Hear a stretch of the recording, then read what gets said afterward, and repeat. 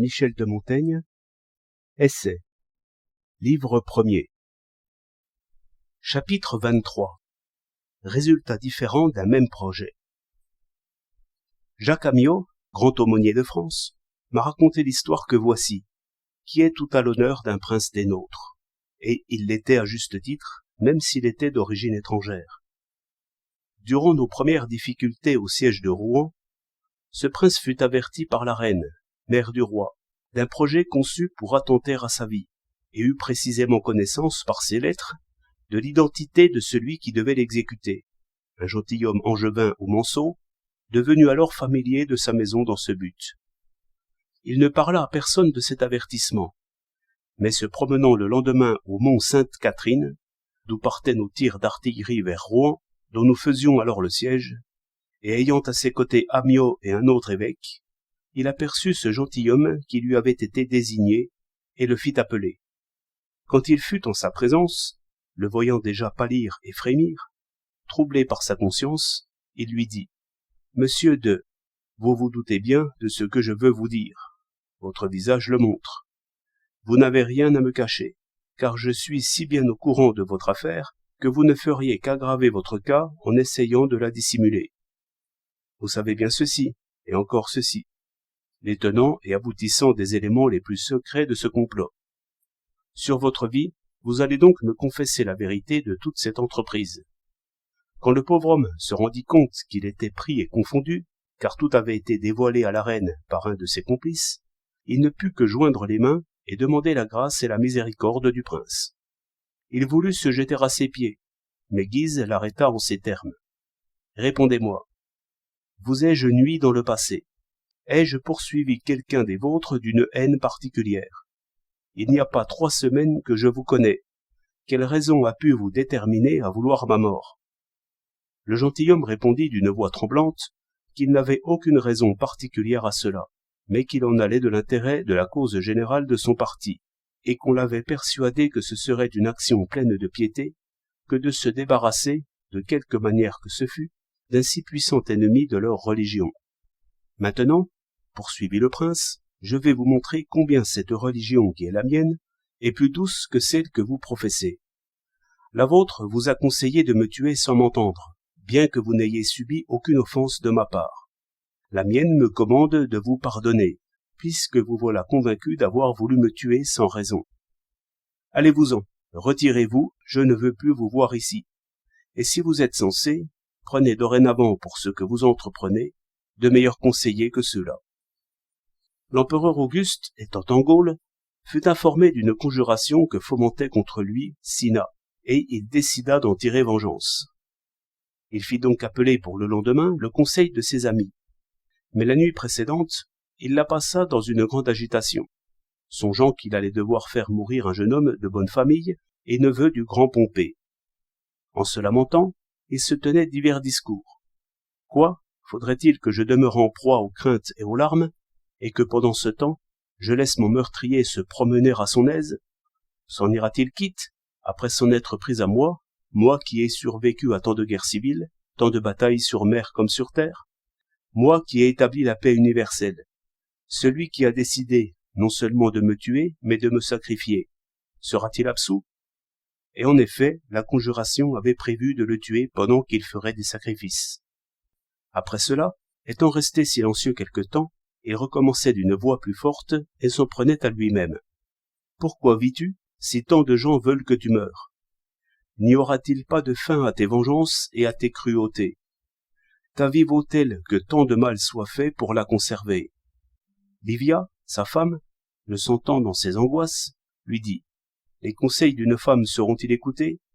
Fais ce que font les médecins quand les remèdes habituels ne servent à rien. Ils en essaient de contraire. Par la sévérité, tu n'as jusqu'à présent rien obtenu. Lépius a suivi Savidienus, Murena Lépide, Caepion Murena, Egnatus Caepio. Essaie donc de savoir comment te réussiront la douceur et la clémence. Cinna est confondu, pardonne-lui. Dès lors, il ne pourra plus te nuire et servira ta gloire. » Auguste fut bien aise d'avoir trouvé un avocat qui le comprit, et ayant remercié sa femme et décommandé ses amis, qu'il avait convoqué en conseil, il demanda qu'on fasse venir Cinna pour le voir seul à seul. Ayant donc fait sortir tout le monde de sa chambre et fait donner un siège à Cinna, il lui parla en ces termes. « D'abord, Cinna, je te demande de m'écouter tranquillement. Ne m'interromps pas. Je te donnerai la possibilité et le temps nécessaires pour me répondre. Tu sais que je t'ai pris dans le camp de mes ennemis, non seulement parce que tu t'étais fait mon ennemi, mais parce que tu étais né ainsi, et que je t'ai laissé la vie sauve. Je te rendis tous tes biens, et j'ai fait de toi, en fin de compte, un homme si aisé et si bien pourvu que les vainqueurs eux-mêmes envient la condition faite aux vaincus. Le sacerdoce que tu me demandas, je te l'ai accordé, alors que je l'avais refusé à d'autres, dont les pères avaient toujours combattu avec moi. Et après t'avoir tellement favorisé, voilà que tu projettes de me tuer. » Cinna s'étant récrié qu'il était bien loin d'avoir une aussi mauvaise pensée, Auguste poursuivit. « Tu ne tiens pas ta promesse, Cinna. Tu m'avais assuré que je ne serais pas interrompu. Oui, tu as projeté de me tuer, en tel lieu et en tel jour, en telle compagnie et de telle façon. » Le voyant accablé par ces révélations, silencieux et non plus cette fois à cause de sa promesse, mais tenaillé par sa conscience, il ajouta. « Pourquoi fais-tu cela? Est-ce pour devenir empereur? Il y a vraiment quelque chose qui ne va pas dans l'État s'il n'y a que moi qui puisse t'empêcher d'arriver à la dignité suprême. Tu n'es même pas capable de défendre ta maison, et tu as perdu dernièrement un procès contre un simple affranchi. Quoi? Tu n'as donc rien d'autre en ton pouvoir que de t'en prendre à celui de César? Je te l'abandonne. S'il n'y a que moi qui fais obstacle à tes espérances. Penses-tu que Paul, que Fabius, les Cosséens et les Serviliens te soutiennent, et une si grande foule de nobles, non seulement nobles par le nom, mais de gens qui par leur valeur honorent la noblesse? » Après lui avoir ainsi parlé pendant plus de 2 heures, il lui dit enfin. « Allons, Cinna, je te laisse la vie en tant que traître et parricide, comme je te l'ai laissé autrefois en tant qu'ennemi. Que ce jour marque le début de notre amitié, et voyons celui qui prouvera le mieux sa bonne foi, moi de t'avoir donné la vie, et toi de l'avoir reçue. » Sur ces mots, il se sépara de lui. Quelque temps après, il lui attribua le consulat, lui faisant reproche de ne pas avoir osé le lui demander. Il fut dorénavant son ami, et le fit son seul héritier. Et depuis cette affaire, qui se produisit quand Auguste avait atteint 40 ans, il n'y eut plus jamais de conjuration contre lui, juste récompense de sa clémence. Mais il n'en advint pas de même à notre prince. Sa bienveillance ne l'empêcha pas de tomber par la suite dans le piège d'une semblable trahison. C'est donc une chose bien vaine et légère que la sagesse humaine. À travers tous nos projets, et malgré toutes nos réflexions et précautions, le sort reste toujours maître des événements. Nous disons des médecins qu'ils ont de la chance quand ils obtiennent une issue heureuse, comme si le rare était le seul qui ne puisse se suffire à lui-même, et que ses fondements soient trop fragiles pour ne compter que sur ses propres forces, comme si leur état était le seul à qui la chance était nécessaire pour réaliser son œuvre. Je pense de la médecine tout le bien ou le mal que l'on voudra. Nous n'avons, Dieu merci, jamais affaire ensemble. Je suis le contraire des autres. Je la méprise volontiers d'ordinaire, et quand je suis malade, au lieu de m'amender, je me mets à la haïr et la craindre, et je réponds à ceux qui insistent pour que je prenne un médicament. Attendez au moins que j'ai repris assez de force pour pouvoir résister à l'effet et au risque de votre breuvage.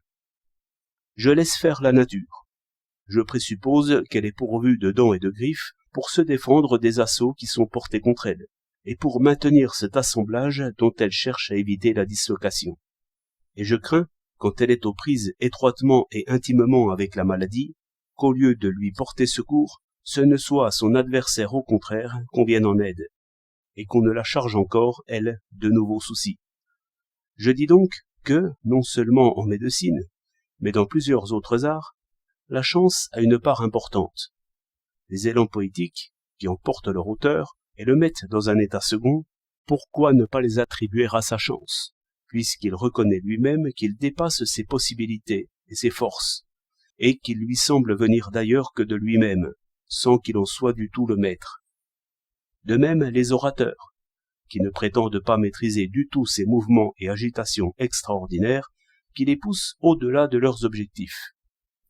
De même encore en peinture, où il arrive que des coups de pinceau échappent à la main du peintre, allant au-delà de ses conceptions et de ses connaissances, qu'il admire et qu'il étonne lui-même. Mais la chance montre de façon encore beaucoup plus évidente la part qu'elle prend en tout cela, par les grâces et les beautés qu'on y trouve, non seulement alors que l'auteur ne les avait pas préméditées, mais même sans qu'il en ait eu connaissance. Un lecteur intelligent découvre souvent dans les écrits des autres des perfections autres que celles que l'auteur pensait y avoir mises, et leur prête des formes et des significations plus riches. Quant aux entreprises militaires, chacun voit combien la chance y joue un rôle important.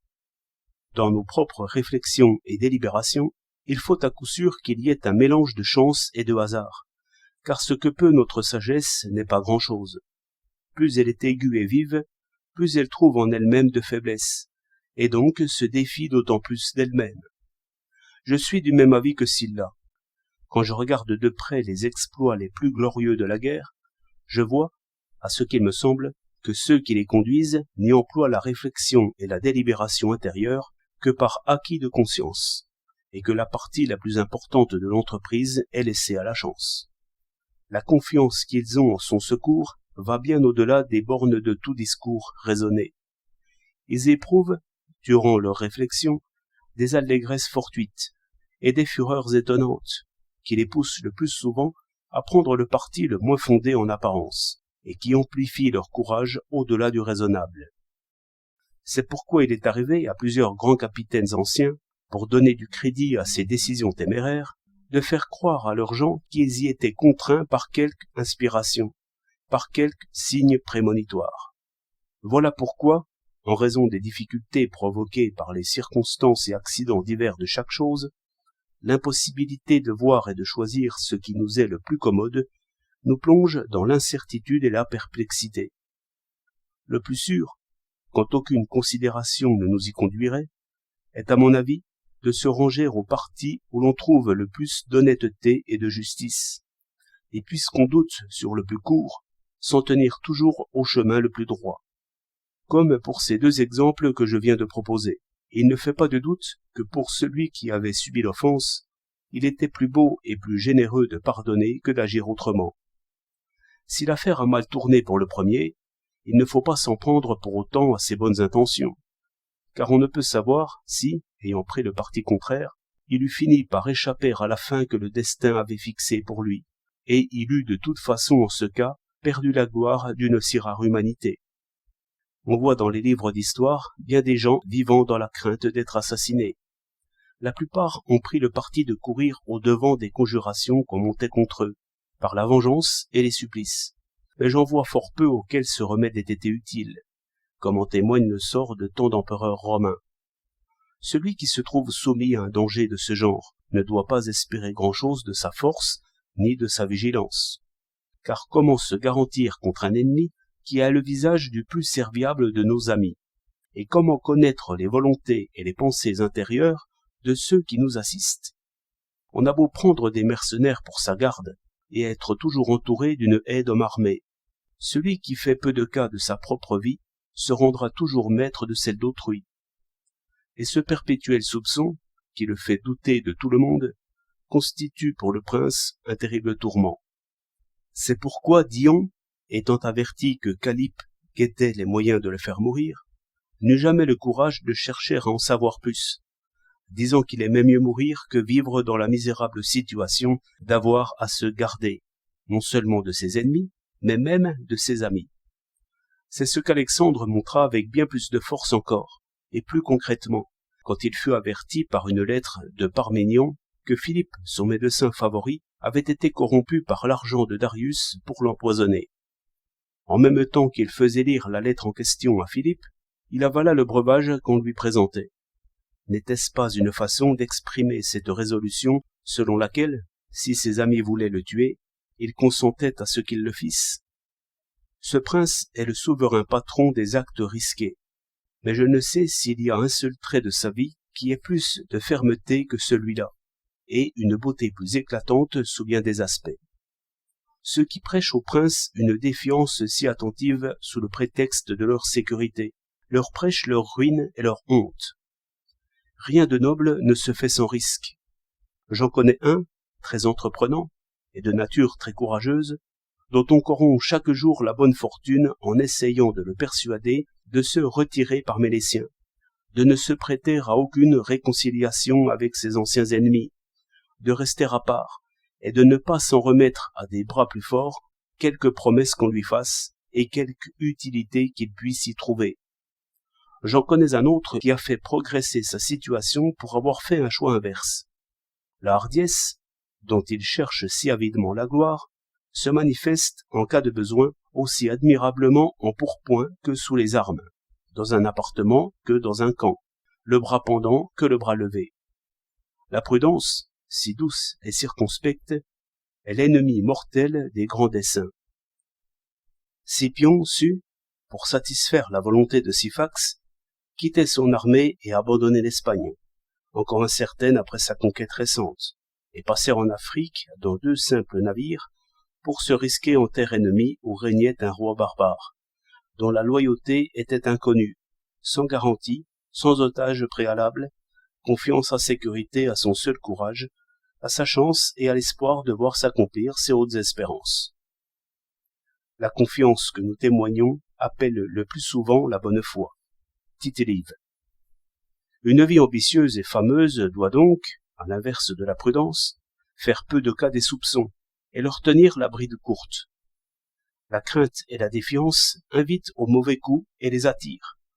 C'est surtout en abandonnant volontairement sa vie et sa liberté entre les mains de ses ennemis que le plus méfiant de nos rois rétablit sa situation. Il montra qu'il avait une entière confiance en eux, afin qu'ils eussent confiance en lui. À ses légions mutinées et prenant les armes contre lui, César n'opposait que l'autorité de son visage et la fierté de ses paroles, et il se fiait tellement à lui-même et à sa chance qu'il ne craignait pas de faire dépendre celle-ci d'une armée séditieuse et rebelle. Il parut sur un tertre, intrépide, debout, et qui n'ait peur de rien, lui valut d'être craint. Lucain. Mais il est bien vrai que cette belle assurance ne peut être représentée entière et naturelle que par ceux chez qui l'idée de la mort et de l'issue fatale, possible après tout, ne provoque pas d'effroi.